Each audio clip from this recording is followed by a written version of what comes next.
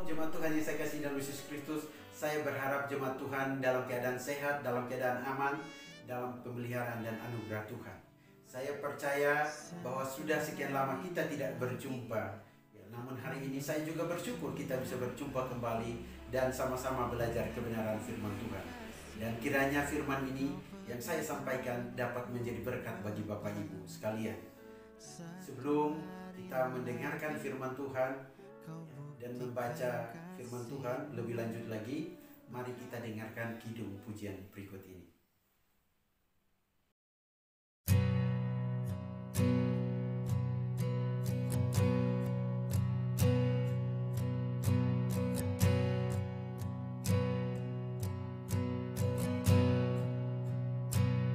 I have decided to follow Jesus. I have decided to follow Jesus. I have decided to follow Jesus. No turning back. No turning back. No turning back. No turning back.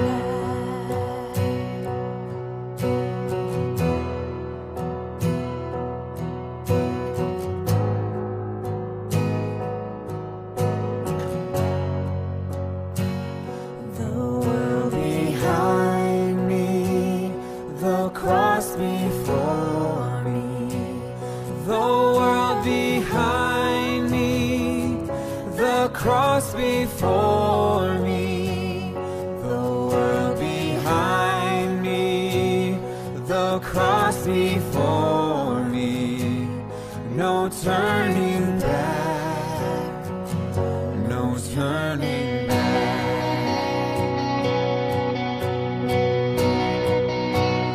I will follow you, Jesus. I will follow you, Jesus. I will follow you, Jesus. I will follow you.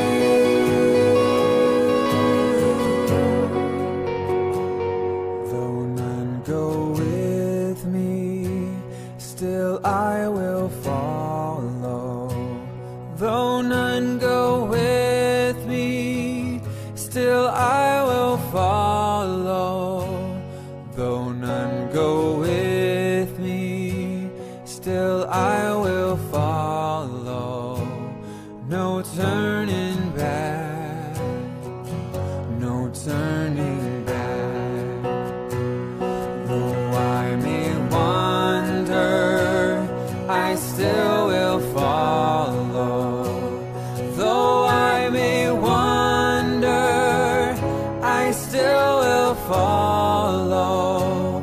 Though I may wander, I still will follow. No turning back, no turning back. I will follow you, Jesus. I will follow you, Jesus. I will follow you, Jesus. I will follow you.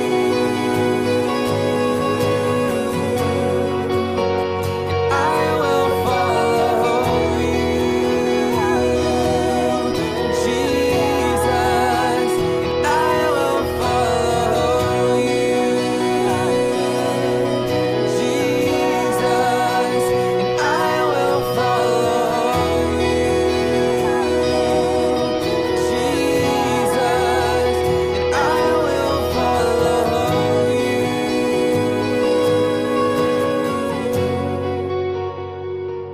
Will you decide now to follow Jesus? Will you decide now to follow Jesus? Will you decide now to follow Jesus? No turning back, no turning back, no turning back, no turning back.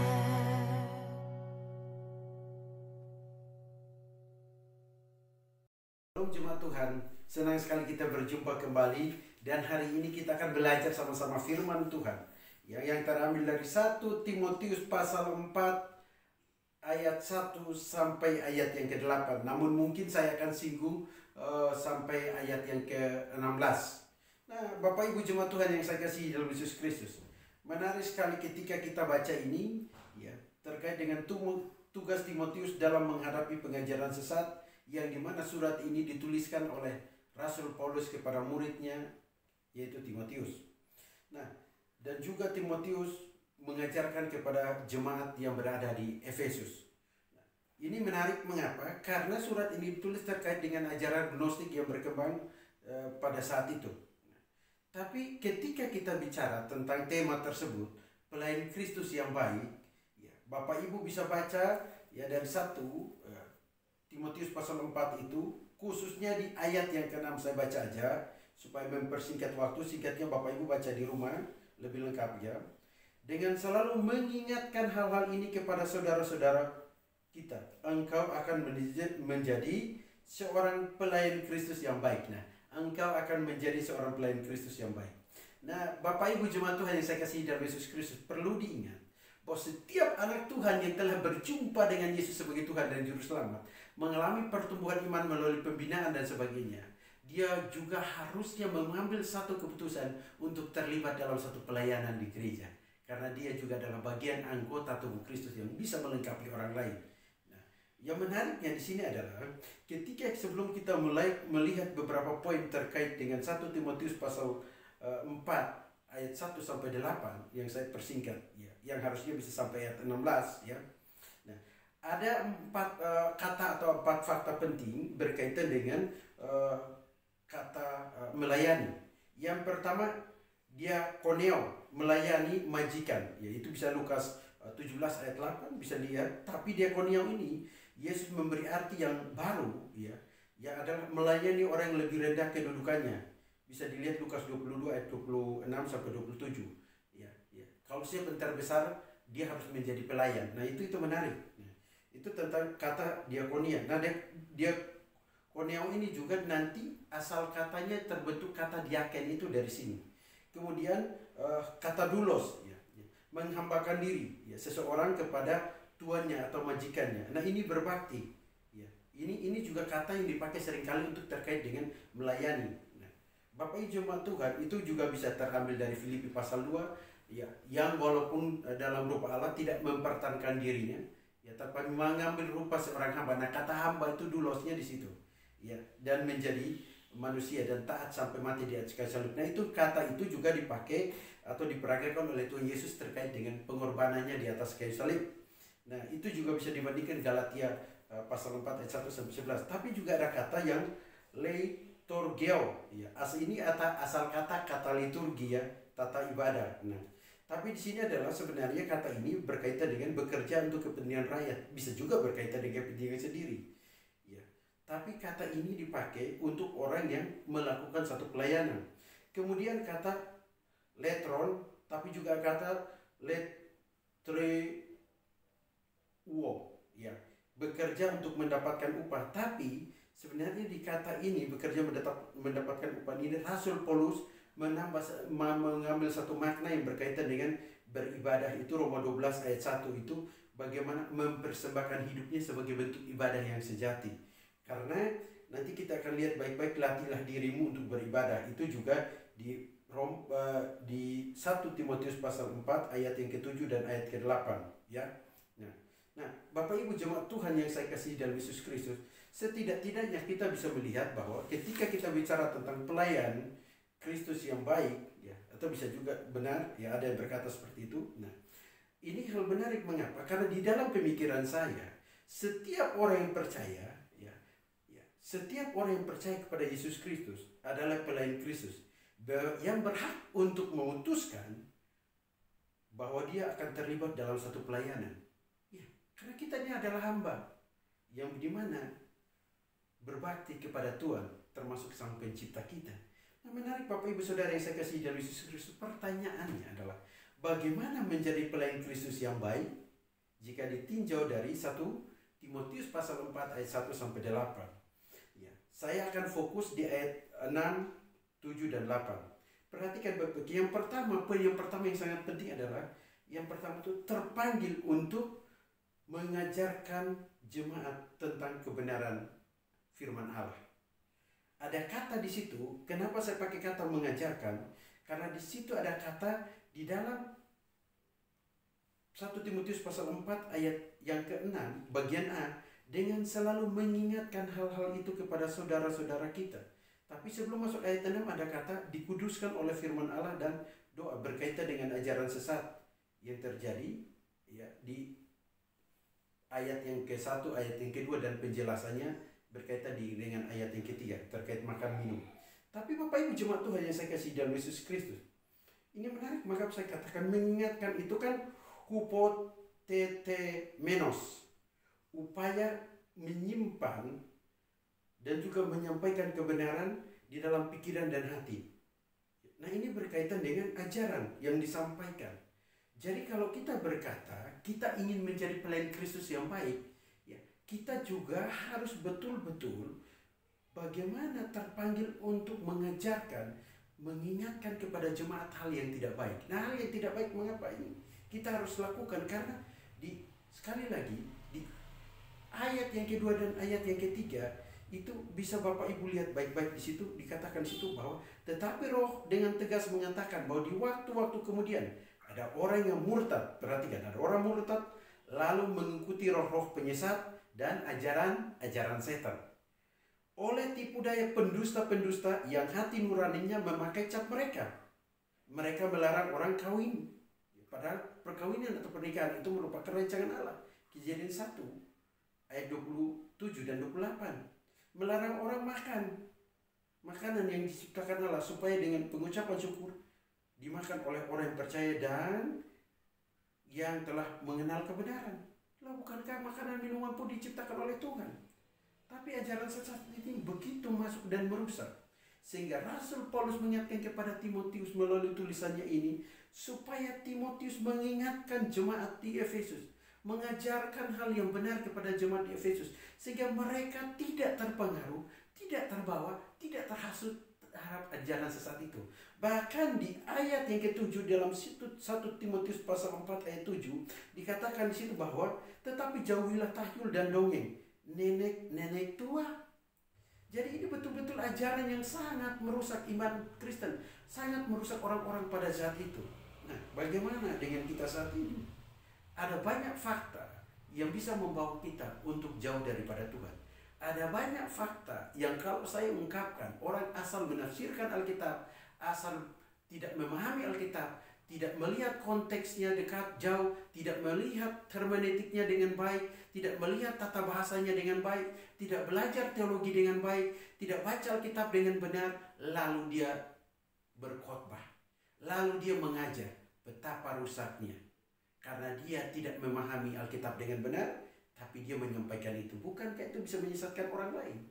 Sehingga Rasul Paulus mengingatkan juga dan berkata kepada Timotius di ayat yang ke-15, ayat ke-14, 13-14 untuk dia membaca kitab suci, membangun dan mengajar jemaat.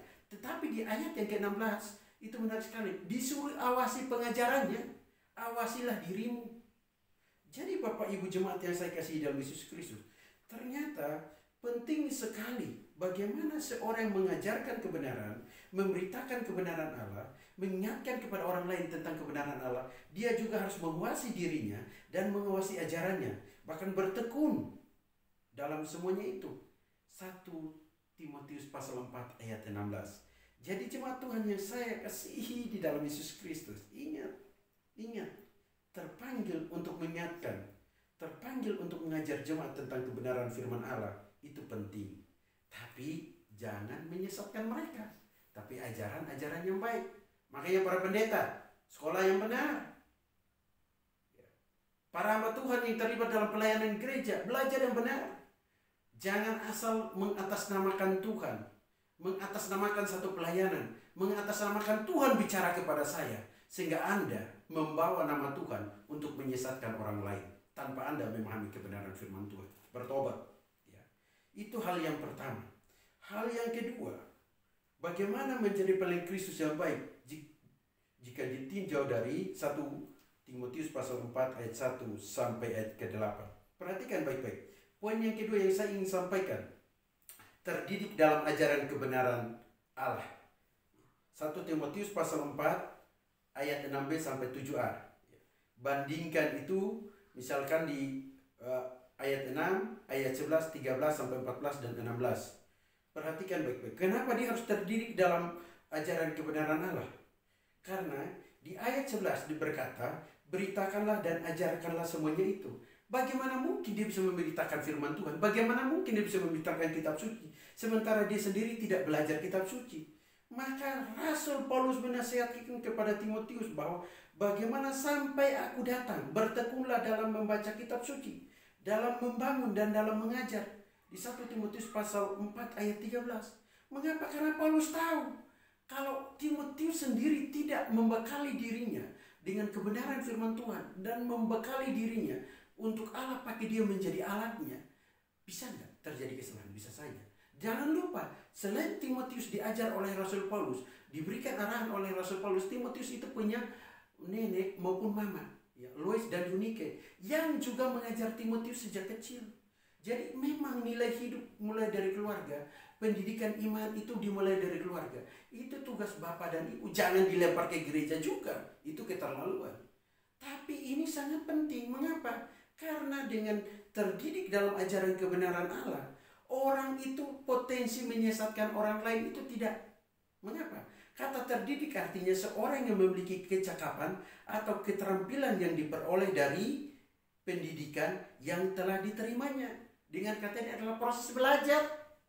Jadi kalau seorang pengkhotbah, seorang mau menyampaikan firman Tuhan, seorang mau bicara atas nama Tuhan, usahakan dia belajar teologi, usahakan di sekolah benar. Jangan asal mengatasnamakan Tuhan. Bertobat. Jadi mulai hari ini, kalau kita bicara hal ini, terdidik ya, dalam ajaran kebenaran Allah, dengan kata lain, jangan asal belajar tuh, ya. Bukan saya mau menyinggung siapapun, tapi memang saya harus bicara ini. Mengapa saya katakan seperti ini? Karena perhatikan baik-baik di 1 Timotius pasal 4 ayat yang ke-6. Engkau akan menjadi seorang pelayan Kristus yang baik, terdidik dalam soal pokok-pokok iman. Terdidik loh dalam soal pokok-pokok iman kita dan dalam ajaran sehat yang telah kau ikuti selama ini. Jadi terdidik loh, bukan asal.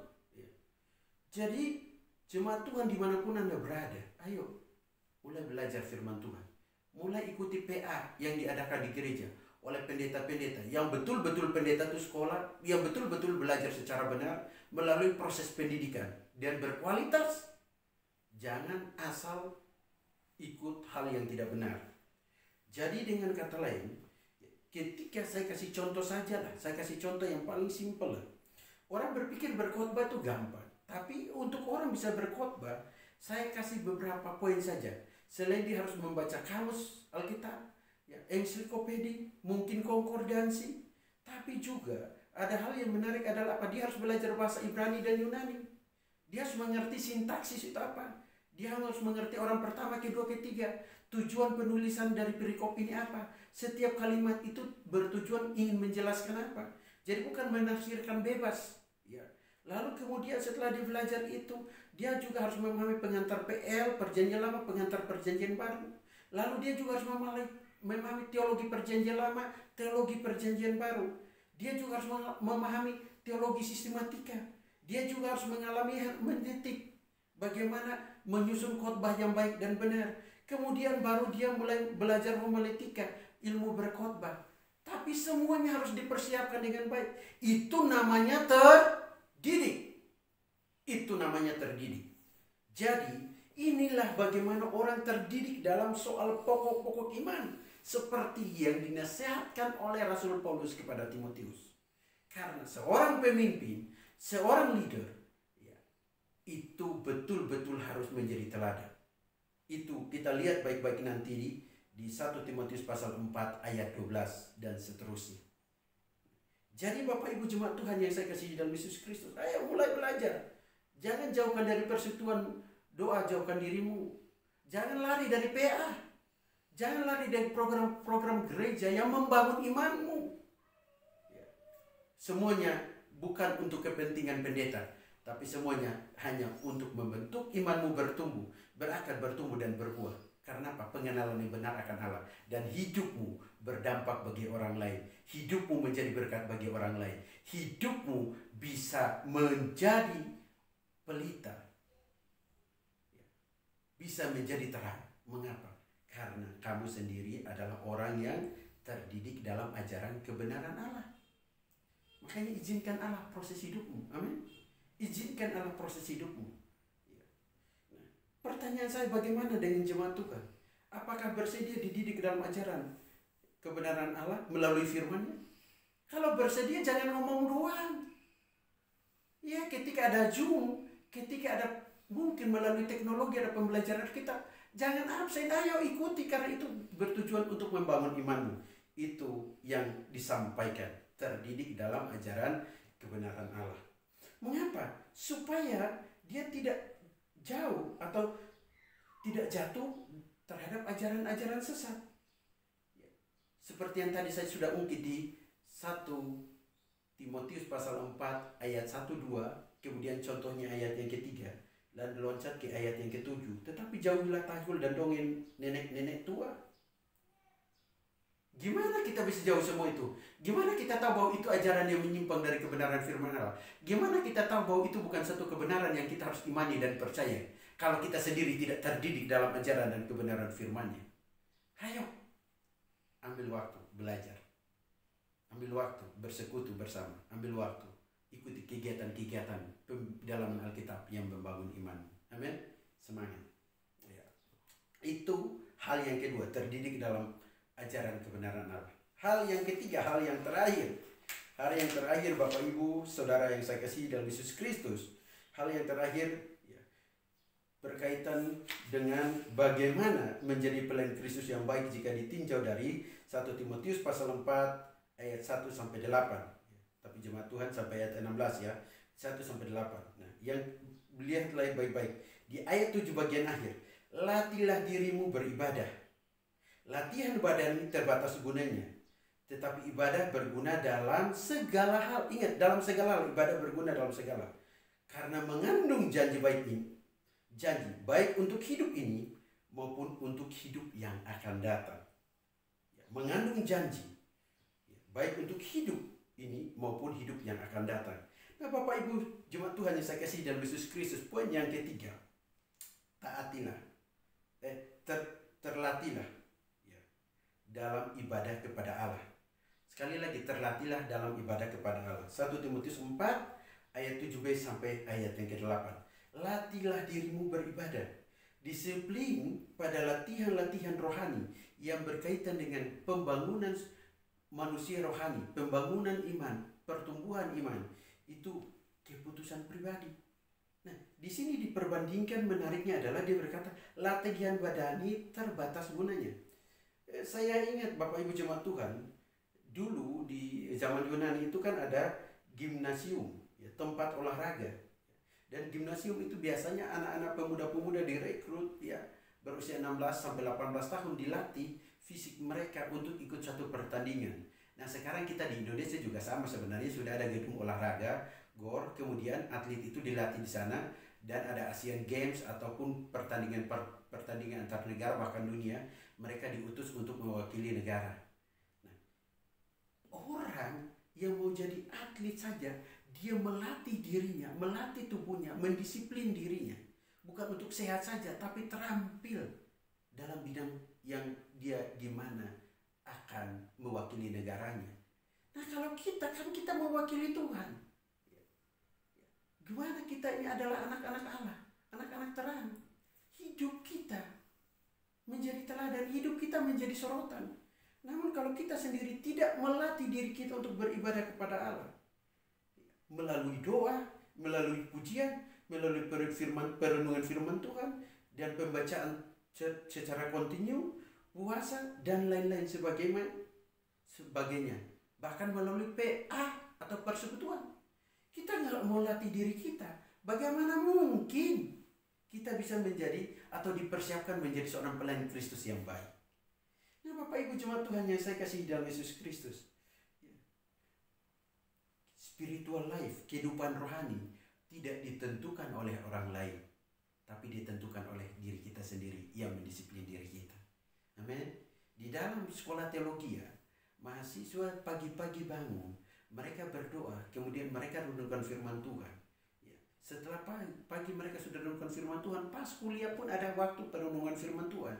Bahkan malam sebelum mereka beristirahat jam 7, jam 8, mereka lagi adakan persekutu lagi, berdoa dan membangun iman mereka setiap hari. Harapan saya adalah, ayo coba kita bangun, latih diri kita untuk beribadah kepada Tuhan. Bagaimana dengan jemaat Tuhan? Apakah sudah melatih dirinya untuk beribadah kepada Tuhan? Karena Rasul Paulus berkata kepada jemaat di Roma waktu itu, di dalam Roma pasal 12 ayat 1, ya, persembahan tubuhmu sebagai persembahan yang hidup, yang kudus, dan yang berkenan kepada Allah. Itu adalah ibadahmu yang sejati. Itulah yang tadi saya katakan kata latreuo atau letron dalam bahasa Yunani. Bagaimana orang melatih dirinya menyembah Tuhan, beribadah kepada Tuhan?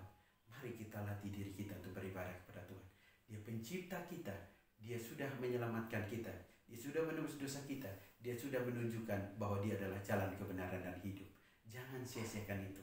Tapi ketika kita bersedia terlibat dalam satu pelayanan, setidak-tidaknya ada 3 hal penting untuk kita menjadi seorang pelayan Kristus yang baik.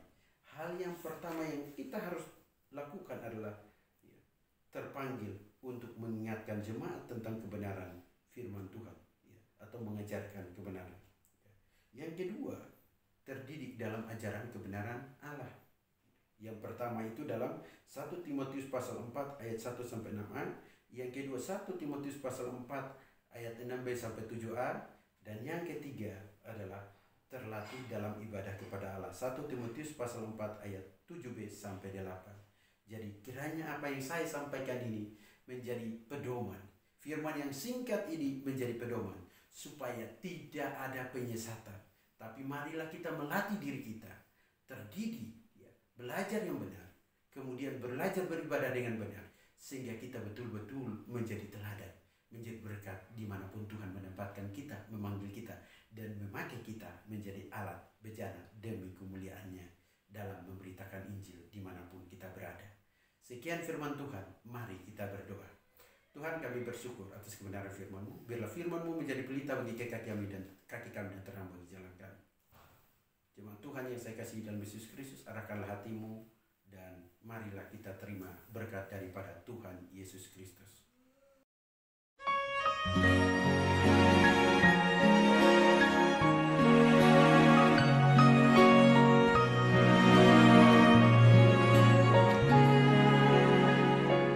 Engkaulah jalan yang sempurna, janji-Mu murni bagai emas perak, perisai perlindungan keselamatanku.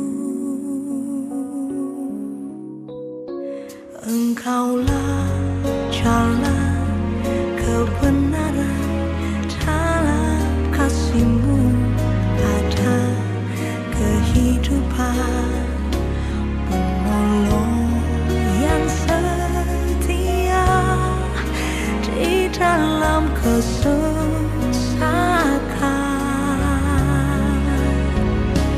Bagaikan langit yang membentang, begitu luas kasih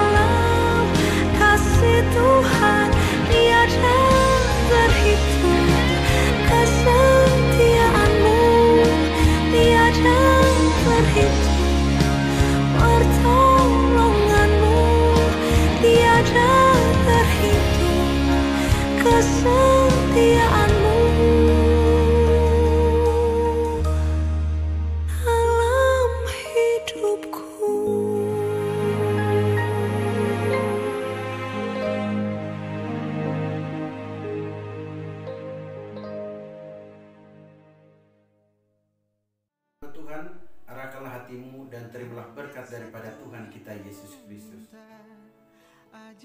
Kiranya Tuhan menyinari wajahmu dan memberi engkau damai sejahtera, dan kiranya kasih karunia dalam Yesus Kristus nyata atas hidupmu hari lepas hari, dan biarlah tuntunan penghiburan Roh Kudus nyata atas hidupmu mulai saat ini sampai Kristus datang kembali yang kedua. Amin.